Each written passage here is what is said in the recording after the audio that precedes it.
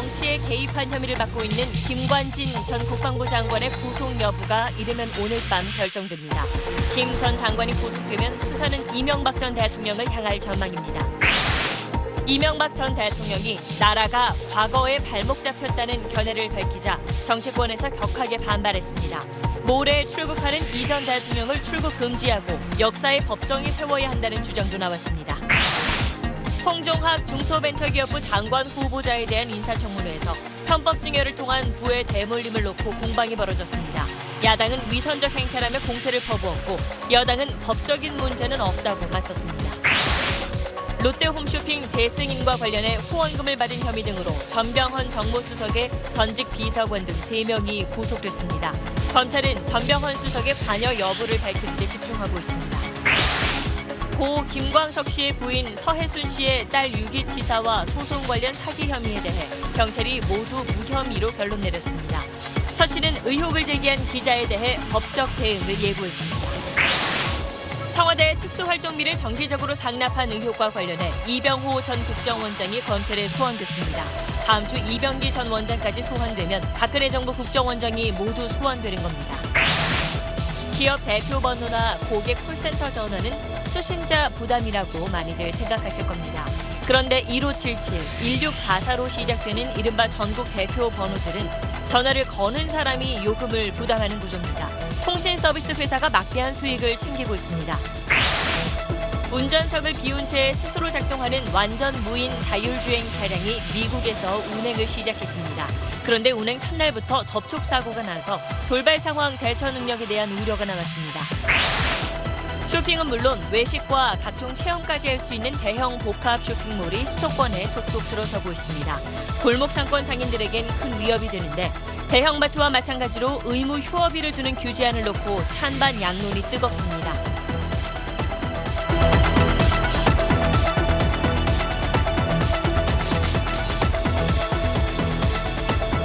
수소, 우주의 75%. 그 무한한 수소로 자동차를 달리게 하다.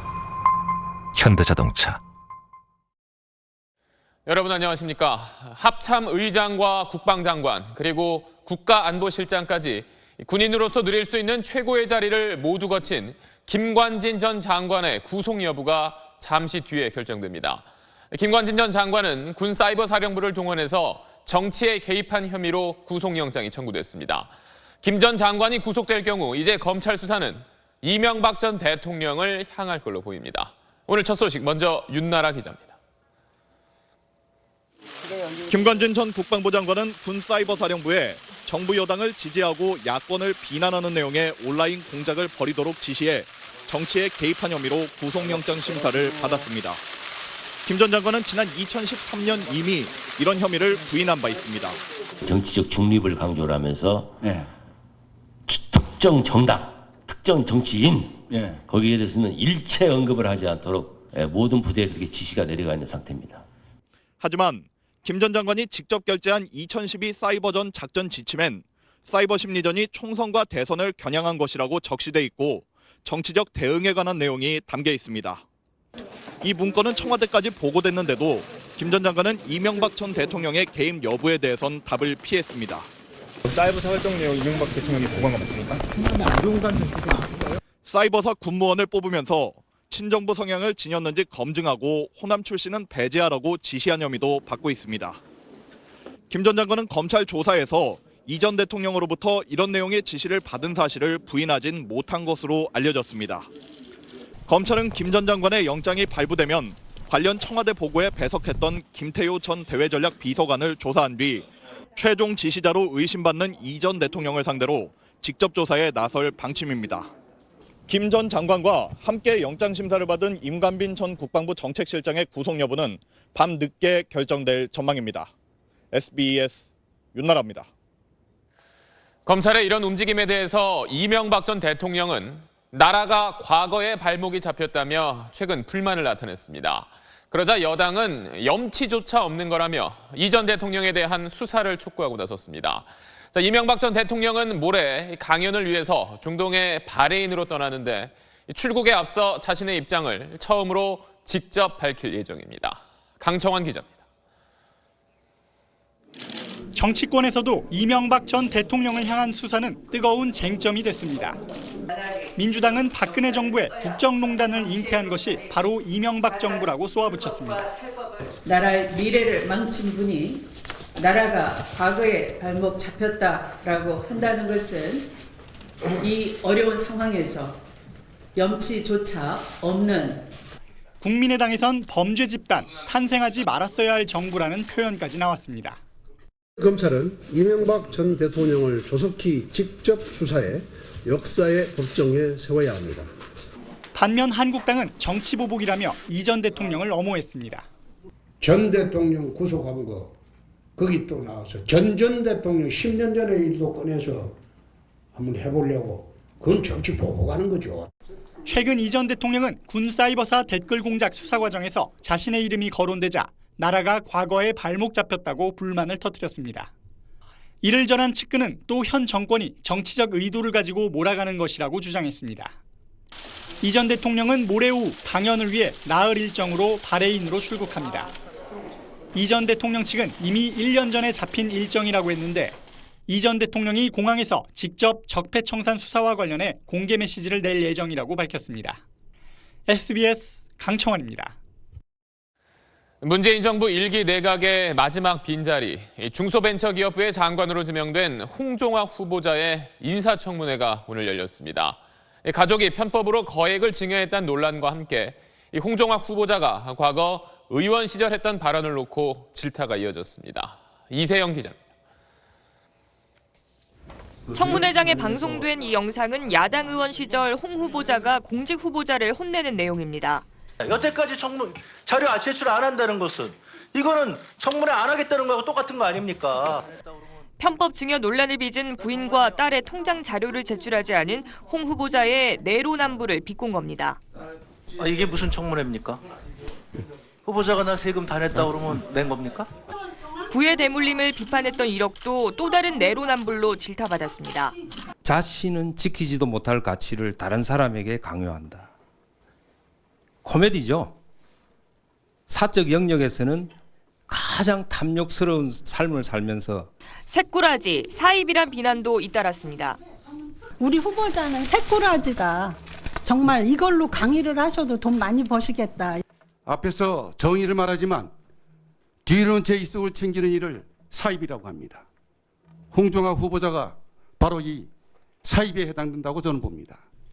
홍 후보자는 표리부동하게 살진 않았다고 항변했습니다.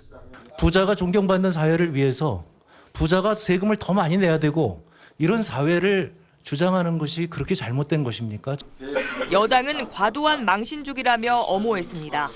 후보자님이 정말 결벽증이 있지 않나 싶을 정도로 법 지키기 위해서 정말 노력을 많이 하셨고 야당은 홍 후보자를 몰아붙이며 자진 사퇴를 외쳐댔지만 결정적인 한방은 없었고 공격의 칼날도 무뎠습니다. SBS 이세영입니다.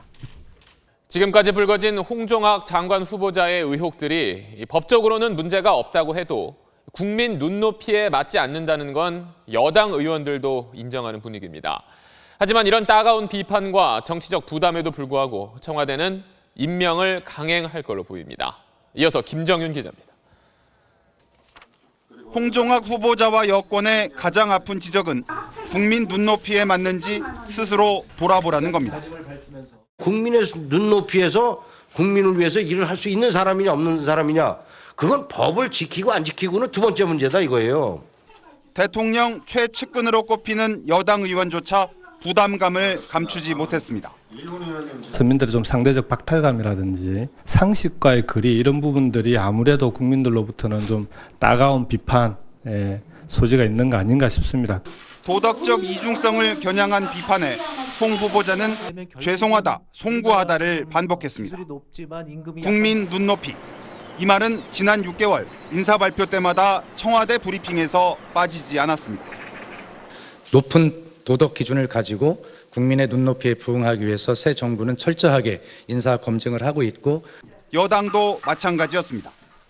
도덕적으로나 법적으로 혹은 사회 통념의 도를 넘어서는 부적합이라면 우리 당이라도 먼저 나서서 반대에 나설 것입니다.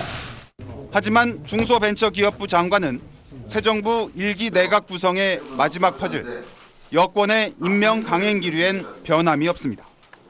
청문 보고서 채택 여부와 상관없이 대통령이 임명할 수는 있지만 국민 눈높이에 어긋난다는 정치적 부담은 감내해야 할 상황입니다. SBS 김정윤입니다. 롯데 홈쇼핑 재승인과 관련해서 뇌물을 받은 혐의로 전병헌 청와대 정무수석의 측근 3명이 오늘 새벽 구속됐습니다. 검찰은 이들의 범죄 행위에 전병헌 수석이 관여했는지 여부를 밝히는데 수사력을 모으고 있습니다. 이 소식은 임찬종 기자입니다. 정부가 롯데 홈쇼핑에 대한 재승인 방침을 결정한 직후인 2015년 5월 초, 당시 전병헌 의원실의 윤문용 비서관은 미래창조과학부 담당 공무원을 불렀습니다. 윤 비서관은 담당자를 상대로 전직 롯데홈쇼핑 대표의 비위 내용이 심사에 반영되지 않은 잘못을 지적하며 질책한 것으로 전해졌습니다. 미래부가 소극적으로 해명하자 차관의 법인카드 사용 내역을 제출하라는 요구까지 하며 압박한 것으로 알려졌습니다. 하지만 그달 말 정작 롯데홈쇼핑에 대해 정식으로 재승인장이 교부될 때는 당시 전병헌 의원실은 별 문제를 삼지 않았습니다. 롯데홈쇼핑이 전병헌 수석이 명예회장으로 있던 e스포츠 협회에 3억 3천만 원을 후원하기로 약속한 뒤 태도가 달라졌다는 게 검찰의 판단입니다. 검찰은 우선 재승인 심사의 문제를 묵인하는 대가로 협회 후원금을 받고 협회 자금을 횡령한 혐의 등으로 윤문용 전 비서관 등 3명을 구속했습니다. 검찰은 이들이 최근까지도 전병헌 수석 측과 긴밀한 관계를 맺어온 정황도 포착했습니다. 검찰은 구속한 전직 보좌진을 오늘도 불러 후원금 요구와 횡령 과정에 전병헌 수석이 관여했는지를 집중 추궁하는 등 수사 초점을 전 수석에게 맞추고 있습니다. SBS 임찬종입니다. 선거를 앞두고 여론조사를 할 때는 반드시 선거관리위원회에 신고를 해야 합니다. 그런데 지난해 4월 총선을 앞두고 청와대가 국정원 돈으로 여론조사를 하면서 이런 신고를 제대로 하지 않은 걸로 드러났습니다. 왜 그랬는지 잠시 뒤에 자세히 전해드립니다.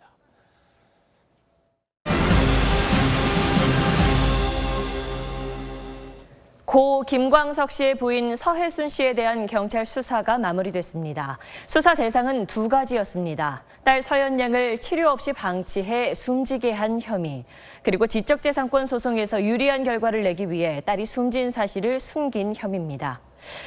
경찰은 2가지 다 무혐의로 결론 내렸습니다. 김정욱 기자가 보도합니다. 경찰은 서혜순 씨가 아픈 딸을 방치하진 않았다고 결론 내렸습니다.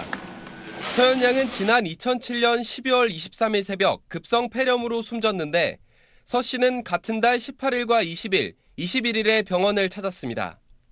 당시 담당 의사는 서연 양에게 감기 진단을 내린 것으로 확인됐습니다. 가정에선 폐렴 증상을 구분하기 어려웠을 거라는 겁니다. 또 서연 양이 앓던 희소병인 가부키 증후군이 급성 폐렴을 유발할 수 있다는 내과와 흉부외과 전문의 3명의 자문도 있었습니다. 경찰은 서연 양의 40일치 일기와 서 씨와 주고받은 휴대전화 메시지 분석 결과 학대나 방치 흔적을 발견하지 못했습니다. 첫눈이 오네 예쁜 내 딸이 더 예뻐지길 바래, 이런 취지, 이런 메시지. 서연이가 서희순 씨한테 보낸 그 메시지에는 절 이렇게 키워주셔서 감사해요고 하트 표시. 경찰은 서 씨가 시댁 식구들과의 소송에서 이기기 위해 서연 양의 죽음을 숨겼다는 혐의에 대해서도 무혐의 처분을 내렸습니다. 서연 양 사망 당시 소송 대리인이 선임돼 있었기 때문에 사망 사실을 법원에 알릴 의무가 없었다는 겁니다. 또 경찰은 서연 양이 숨진 뒤엔 서 씨가 유일한 상속인으로 그 권리를 이어받았기 때문에 서연 양의 생사 여부는 판결에 영향을 미치지 않았을 거라고 판단했습니다. SBS 김정호입니다.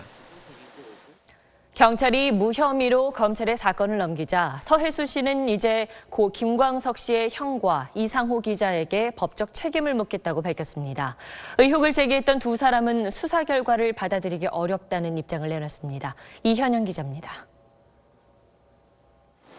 서혜순 씨는 취재진과 통화에서 김광석 씨의 형과 이상호 기자에 대해 무고와 명예훼손으로 고소하는 걸 검토하고 있다고 밝혔습니다. 제가 어떻게 자꾸 김광석 씨를 잘못되게 했다는 식으로만 제기를 하시니까 저는 이상호 씨를 더 이상 이렇게 저를 평생 괴롭힐 것 같고 스토커처럼 저를 쫓아다닐 것 같아서 경찰에다가 제가 제 보호 요청을 하고 싶을 정도예요. 서 씨의 법률 대리인을 자청한 박훈 변호사는 그동안 두 사람이 서 씨를 연쇄살인범으로 몰았다며 법적 책임을 져야 한다는 보도자료를 내기도 했습니다. 서 씨를 경찰에 고발했던 고 김광석 씨의 형 김광복 씨는 무혐의가 면죄부가 될 수는 없다는 입장문을 냈습니다. 아이의 어떤 특수한 체질로 인해서 갑자기 이렇게 죽을 수 있다라는 그런 소견에만 좀 집중을 해서 그 아이가 죽기 한 2, 3일 전에 어떤 일이 있었는지에 대해서 좀 더 집중적인 조사가 있었으면 더 좋지 않았을까라는. 영화 김광석을 만들어 의혹을 제기한 이상호 기자도 공소시효 만료로 김광석의 사망에 대해선 수사가 이루어지지 못했다면서 진실을 끝까지 밝히겠다고 밝혔습니다. SBS 이현영입니다. 최근에 바뀐 여러 경제단체 수장들을 보면 문재인 대선 캠프에 몸담았던 전직 관료들이 많습니다. 선거 때 도와준 사람 챙기는 관행은 정권이 바뀌어도 그대로라는 반응이 나옵니다. 문준모 기자가 보도합니다. 김인호 전 무역협회장은 임기를 넉 달 남겨둔 지난달 말 갑자기 그만두겠다고 밝혔습니다. 최근 정부가 본인이 좀 무역회장직을 좀 그만했으면 좋겠다라는 의사를 전달해 왔기 때문에. 후임은 김영주 전 산업부 장관, 노무현 정부에서 장관을 지냈고 2012년 문재인 캠프에 참여한 인사입니다. 다른 협회장들도 속속 바뀌고 있습니다.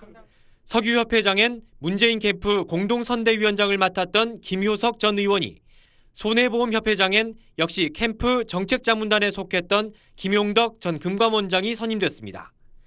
협회장은 회원사들이 자체 선출하는데 정부 입김이 들어가다 보니 대선 논공행상 자리로 변질된 겁니다. 또 관료 출신 낙하산이다 보니 업계에선 올드보이의 귀환이라는 부정적인 반응이 나옵니다. 업계의 입장보다는 오히려 이제 관의 입장 부분에서 업무를 이렇게 좀 보실 수도 있지 않겠나. 여권 내부도 이런 문제점을 잘 알고 있습니다. 한 20몇 년 전에 우리나라 금융수장을 역임했던 분들도 계십니다. 과연 그런 분들이 아무리 역량이 뛰어나시더라도 지금 시대에 맞는 그런 역할을 하실까? 올해 임기가 끝나는 전국은행 협회장이나 생명보험협회장도 범여권 인사들이 하마평에 오르고 있습니다. SBS 문준모입니다. 국정원 특수활동비의 청와대 상납 의혹과 관련해 검찰이 오늘 이병호 전 국정원장을 소환 조사했습니다. 다음 주에는 박근혜 정권 국정원장 가운데 마지막으로 이병기 전 원장을 부를 예정입니다. 류란 기자입니다. 피의자 신분으로 검찰에 출석한 이병호 전 국정원장은 돈 상납 의혹과 관련된 질문엔 일절 답하지 않았습니다. 최근 들어 오히려 국정원이 큰 상처를 입고 국정원에 왜 청와대비를 검찰은 박근혜 정권 마지막 국정원장을 지낸 이 전 원장이 전임자인 남재준, 이병기 전 원장과 마찬가지로 국정원 특수활동비를 청와대에 정기 상납한 것으로 판단하고 있습니다. 이 전 원장 재임 시기인 지난해 7월 국정농단 사태가 불거지자 특활비 상납을 끊었다가 2달 뒤 박 전 대통령 지시로 다시 국정원에서 2억 원을 받아 전달했다는 정호성 전 비서관의 진술과 관련해서도 경위를 캐고 있습니다. 이틀 전 남재준 전 원장과 오늘 이병호 전 원장에 이어 오는 13일엔 이병기 전 원장의 소환 조사가 예정돼 있습니다.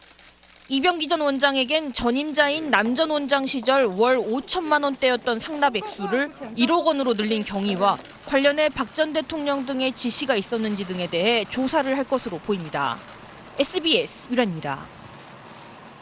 이렇게 국정원에서 받은 돈 5억 원으로 당시 청와대는 4.13 총선을 앞두고 여론조사를 냈습니다.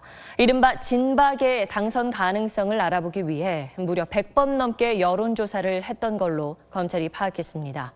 이런 선거 여론조사를 할 때에는 꼭 선관위에 신고를 해야 하는데 SBS가 취재해보니 100번 넘는 조사 가운데 겨우 25건만 신고돼 있었습니다. 그 이유를 전병남 기자가 보도합니다.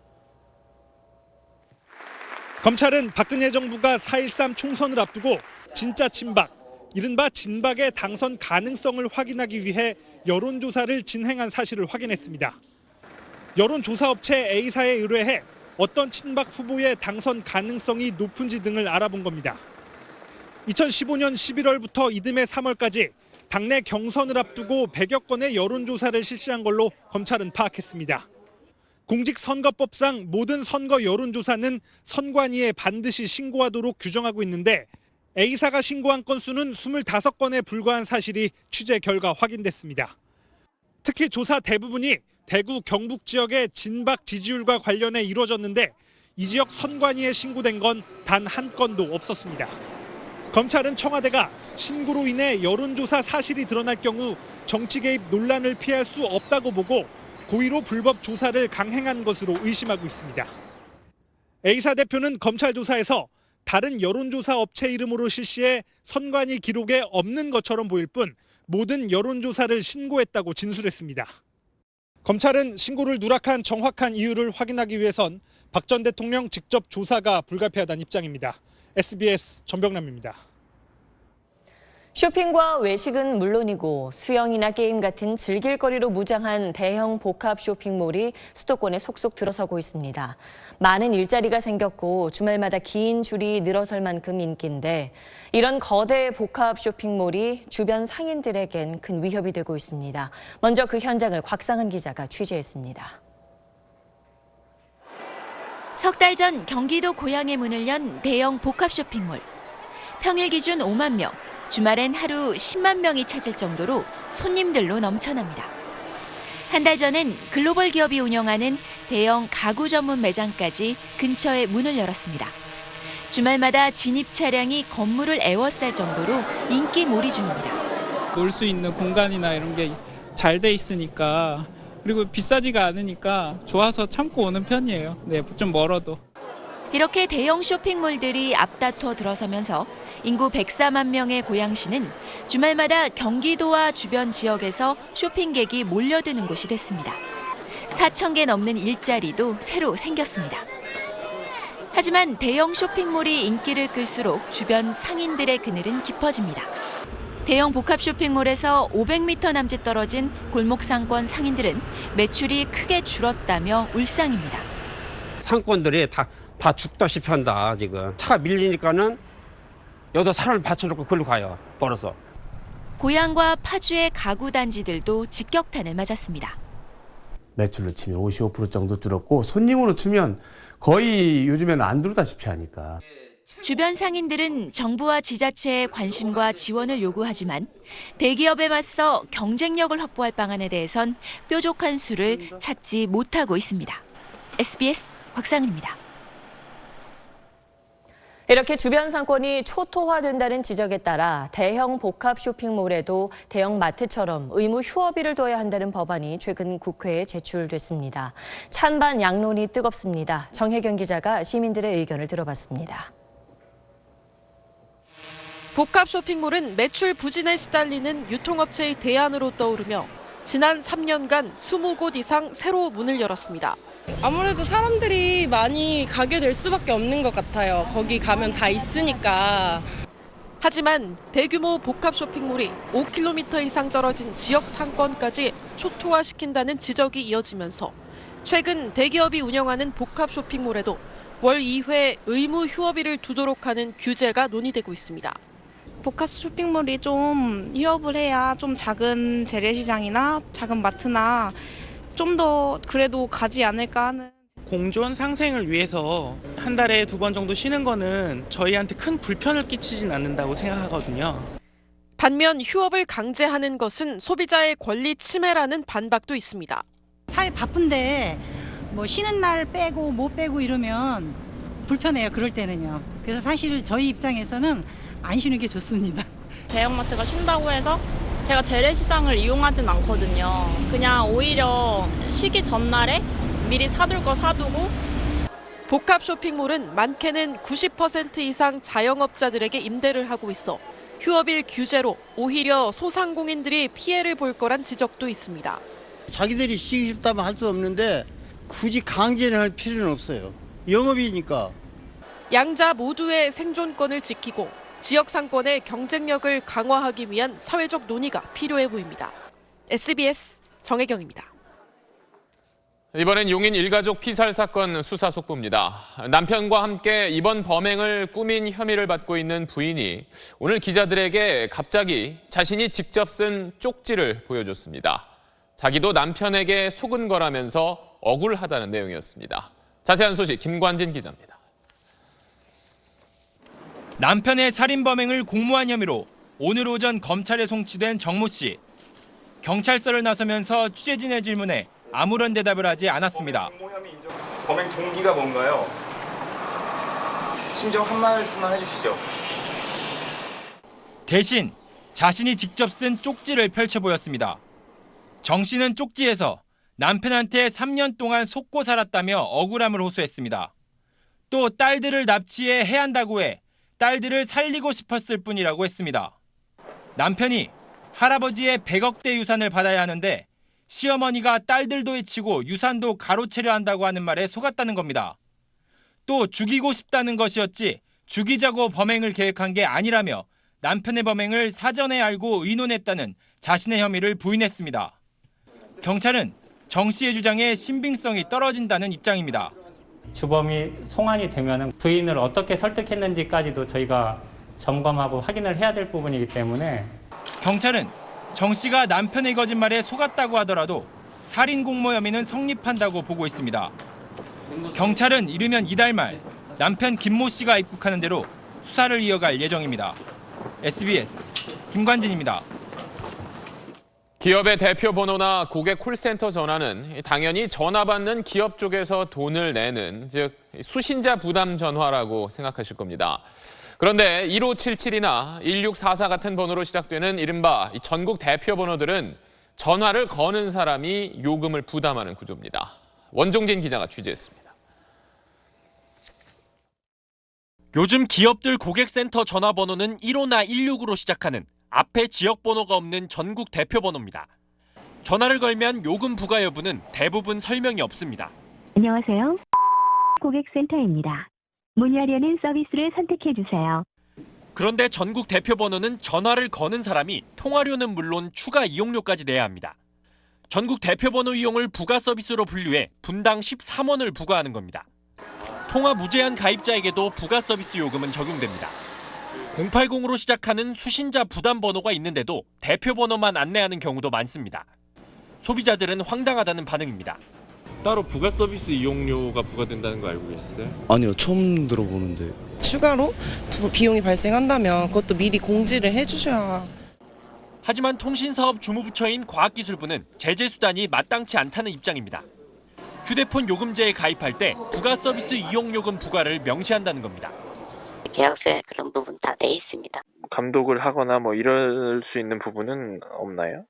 감독이라고 하면 어쨌든 발신을 하는 자가 우리나라는 통신요금을 부담하는 게 맞고요. 실제 전화번호가 노출되지 않아 안심번호로 불리는 050 전화와 전국 대표 번호는 중간 통신 서비스 회사가 운영하고 있습니다. 이들 8개 통신 서비스 회사가 이런 방식으로 지난 5년간 챙긴 접속료 수입은 1조 8천억 원에 달합니다. SBS 원종진입니다. 25톤짜리 트레일러가 경사진 도로에서 아래로 미끄러지면서 신호를 기다리던 승용차를 덮쳤습니다. 이 사고로 승용차 운전자가 숨졌습니다. 왜 이런 일이 벌어진 건지 CJB 홍우표 기자가 취재했습니다. 비탈길 아래로 25톤 트레일러가 굴러갑니다. 점점 속도가 붙으며 중앙선을 침범한 트레일러. 마주오던 차량들은 황급히 핸들을 돌려 피합니다. 하지만 결국 신호대기 중인 차량을 덮치고 맙니다. 비탈길에서 미끄러진 트레일러는 교통섬을 넘어 카니발 승용차를 밀어붙이며 4차로 건너 반대편 인도에 가서야 멈춰섰습니다. 양쪽 사선을 다 막아놓은 상태죠. 엄청 자주 나요. 올 봄엔가도 이 앞에서 사고가 나서 2명인가 할머니들이 돌아가셨어요. 이 사고로 승용차 운전자 37살 황모 씨가 목숨을 잃었습니다. 종이장처럼 구겨진 승용차가 사고 당시의 처참함을 보여줍니다. 트레일러 운전기사 48살 이모 씨는 경찰 조사에서 차에서 내려 화물이 제대로 결속됐는지 확인하고 있는데 갑자기 차가 미끄러졌다고 말했습니다. 경찰은 기어를 중립해놓고 에어브레이크를 채웠다는 이 씨의 주장에 따라 다각도로 사고 원인을 조사하고 있습니다. CJB 뉴스 홍우표입니다. 운전자 없이도 스스로 움직이는 완전 자율주행 차량이 미국에서 운행을 시작했습니다. 그런데 첫날부터 접촉 사고가 나서 돌발 상황 대처 능력에 대한 우려가 나오고 있습니다. 이혜미 기자입니다. 지난 수요일 미국 라스베이거스 도심에서 무인 자율주행 버스가 승객을 태우고 운행을 시작했습니다. 핸들과 브레이크 페달이 아예 없고 GPS와 커브 센서 등으로만 움직이는 완전 자율주행 버스입니다. 그런데 운행을 시작한 지 2시간 만에 돌발 상황이 벌어졌습니다. 직진하던 버스가 골목으로 후진하는 트럭을 보고 멈췄는데 서 있는 지점보다 더 안쪽으로 트럭이 후진하면서 접촉 사고가 났습니다. 차량 범퍼가 부딪힌 정도라 충격이 크진 않았지만 운전석이 빈 상황에서 승객들은 깜짝 놀랐습니다. He just couldn't see the shuttle, and the shuttle didn't have the ability to move back either. Like the shuttle just stayed still. 제작사인 프랑스 업체는 시스템 자체의 결함이 아니라 상대방 운전자 과실에 의한 사고라며 운행을 계속하겠다고 밝혔습니다. 그러나 만약 경적을 울려 트럭에 주의를 줬거나 버스가 뒤로 후진했더라면 사고를 막을 수 있었다는 지적이 나오면서 시기상조 논란이 불거지고 있습니다.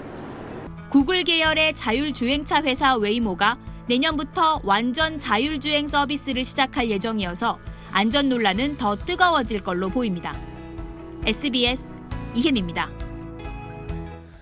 성폭력 범죄는 상대에게 신체뿐 아니라 정신적으로도 큰 상처를 남깁니다. 특히 직장 안에서 일어나는 성폭력은 트라우마가 더 심하게 쌓이면서 더 오래가는 특징이 있습니다. 성폭력 연속 보도 오늘 3번째 순서에서 그 이유와 해법을 짚어보겠습니다. 조동찬 의학 전문 기자입니다. 김모 씨에게 2년 전 회식 자리는 악몽과 같았습니다. 한 남성 임원이 자신을 포함해 여직원 4명을 나란히 세워놓고는 다른 직원들 보는 앞에서 추행했습니다. 손으로 옷을 끌어서 한 명 불렀고 나란히 비교 대상자들을 세웠죠. 그 누구도 말리지 않았고 그래서 더 수치스러웠습니다. 분명히 목격했다는 걸 느끼셨나요? 정확하게 눈이 마주쳤어요. 수치심이 더 증폭되었던 것 같아요. 회사에 이의를 제기하면서 조사가 시작됐지만 그 이후로도 공포심은 계속됐습니다. 일단 마주치게 됐을 때 공포스러웠고, 그리고 그 이후에 그 사람이 징계를 받은 이후에 보복을 할 수 있을까 봐 두려웠고, 성폭력 경험자의 84%는 외상 후 스트레스 증후군에 시달립니다. 수치심과 수면장애는 기본이고 심하면 자살 충동으로도 이어집니다. 게다가 뇌까지 위축시키게 됩니다. 최근 성폭력을 당한 40대 여성의 뇌 영상을 보면 뇌의 앞쪽과 오른쪽 뇌가 기능이 크게 떨어져 있습니다. 성폭력의 트라우마가 평생 계속되면서 예기치 못한 후유증으로 이어질 수 있다는 얘기입니다. 신체가 멍이 드는 것처럼 뇌가 순간적으로 기능적으로 확 저하가 되거든요. 적절한 치료가 되지 않으면 뇌에 아주 부정적인 기억이 오래 각인되기 때문에 사실 거의 평생 지속될 정도로. 직장 내 성폭력은 피해자가 구설수에 오르는 경우가 많다 보니 참는 게 낫다고 생각하기 쉽습니다. 하지만 그러면 더 큰 상처가 될 수 있습니다. 가해자에겐 엄격한 징계, 피해자에겐 내 탓이 아니라는 응원이 트라우마가 평생 이어지는 걸 막는 방법입니다. SBS 조동찬입니다.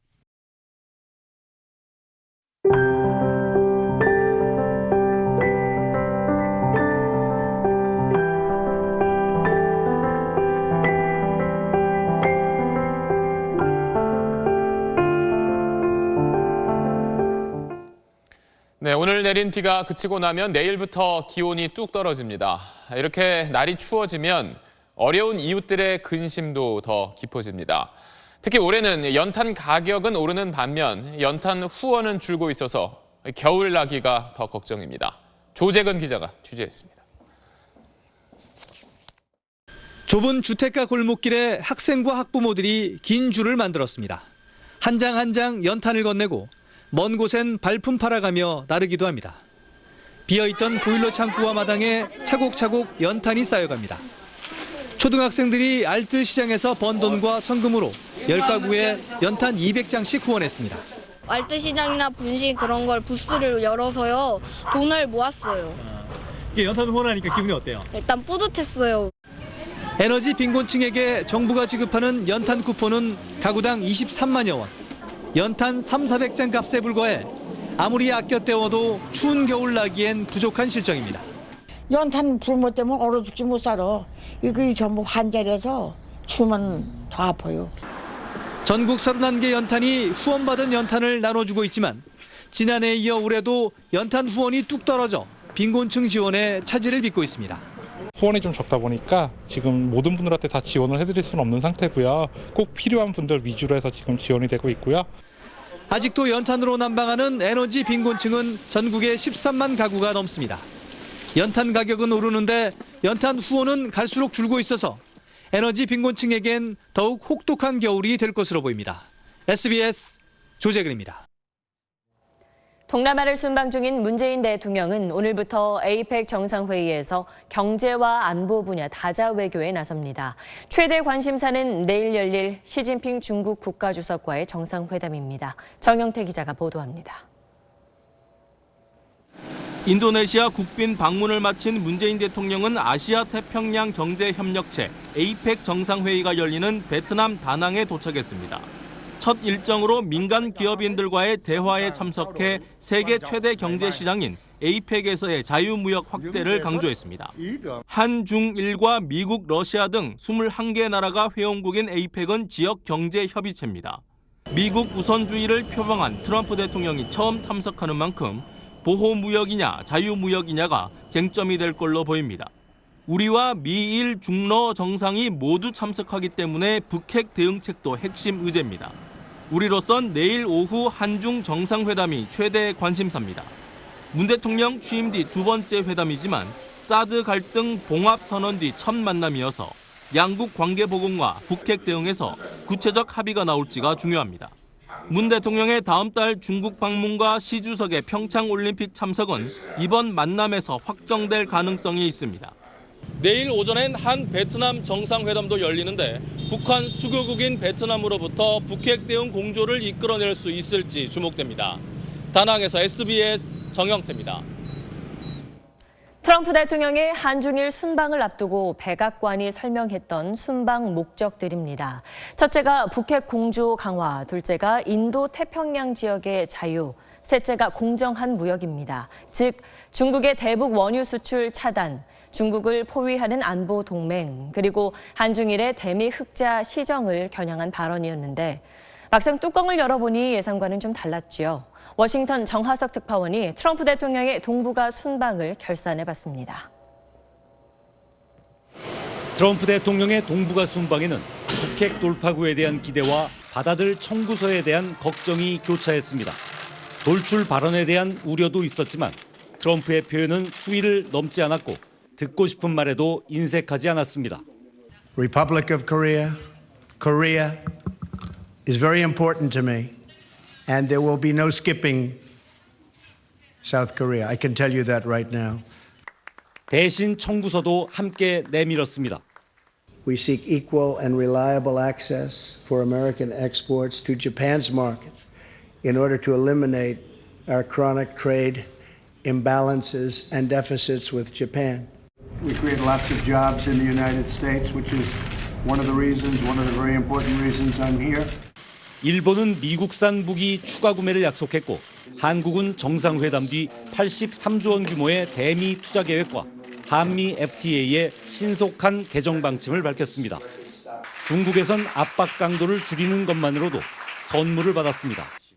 북핵 해법에 대한 이견은 미중이 함께 풀자는 원론 정도로 봉합했고 불공정 무역에 대한 비판도 자제했습니다. 속빈 강정이란 지적도 있지만 어쨌든 중국은 280조 원 규모의 경제 협력 계획으로 화답했습니다. 이에 따라 이번 순방은 세일즈 순방이었다는 평가가 나옵니다. 사전 압박으로 긴장 수위를 높인 뒤 상대에겐 명분을 주고 자신은 실리를 챙기는 트럼프 특유의 사업가적 기질이 드러났다는 겁니다. 워싱턴에서 SBS 정하석입니다.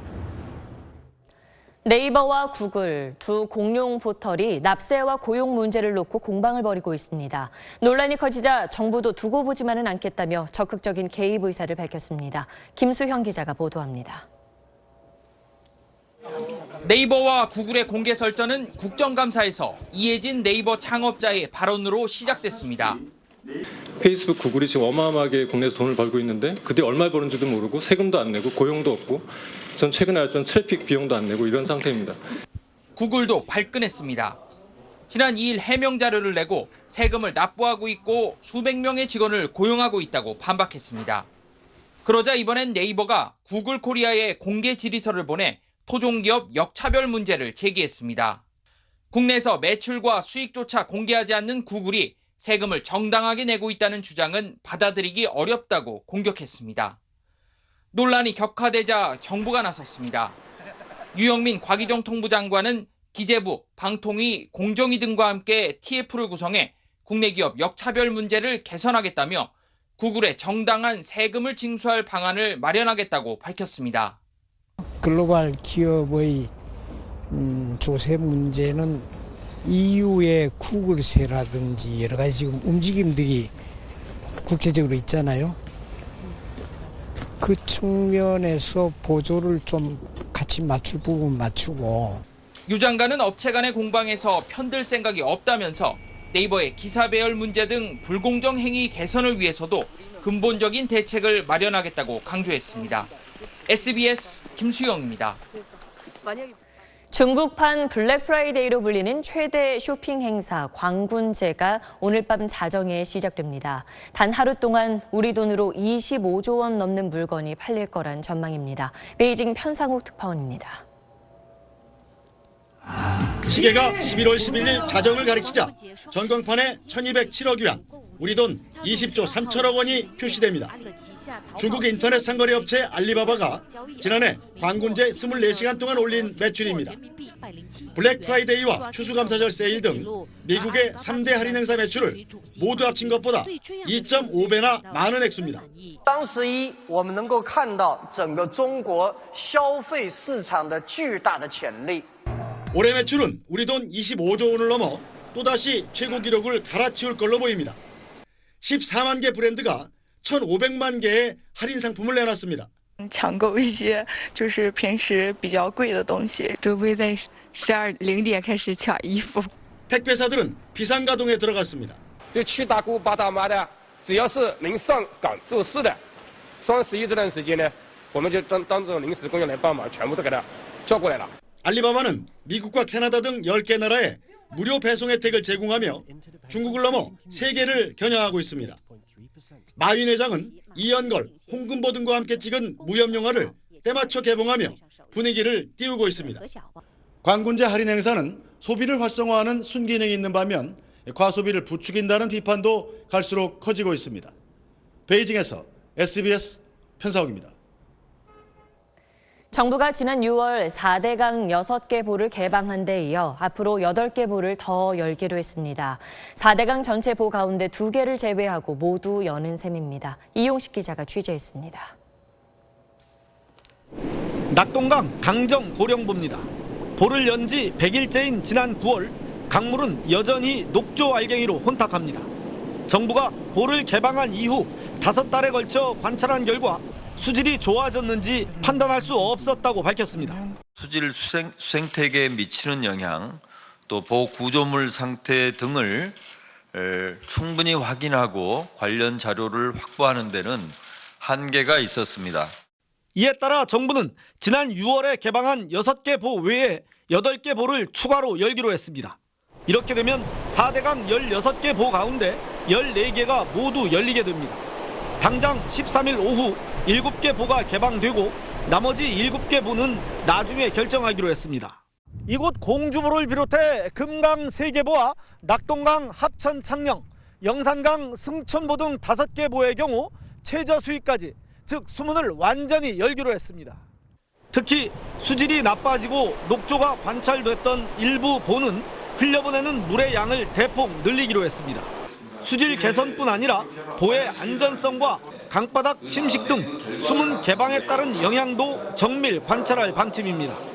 정부는 또 수위가 낮아져 제 기능을 못하게 될 양수장 25개는 수중 모터를 다는 등 시설을 보완해 내년 봄 농사에 지장이 없도록 하겠다고 밝혔습니다. SBS 이용식입니다. 직접 붓으로 그린 유화로 이루어진 애니메이션 영화가 개봉했습니다. 영화 사상 처음 있는 일인데 화가 빈센트 반 고흐의 작품들이 스크린 속에서 살아 움직입니다. 조정 기자의 보도입니다.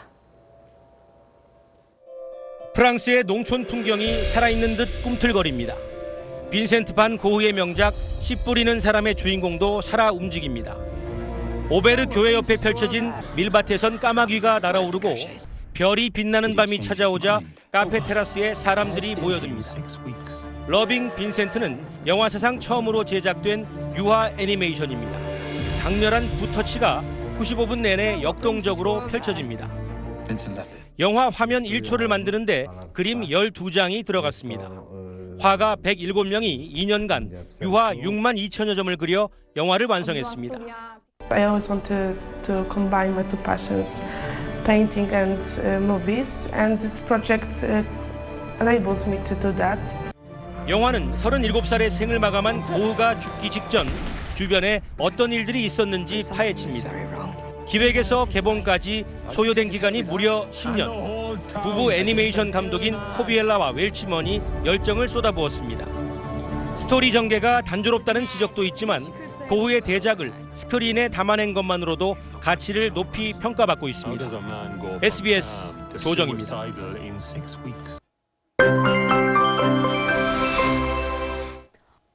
이번 주말 황사와 추위 소식입니다. 비구름을 뒤따라 또 한 차례 황사가 유입되겠습니다. 내일 오후까지 서쪽 지방을 중심으로 영향을 주겠고요.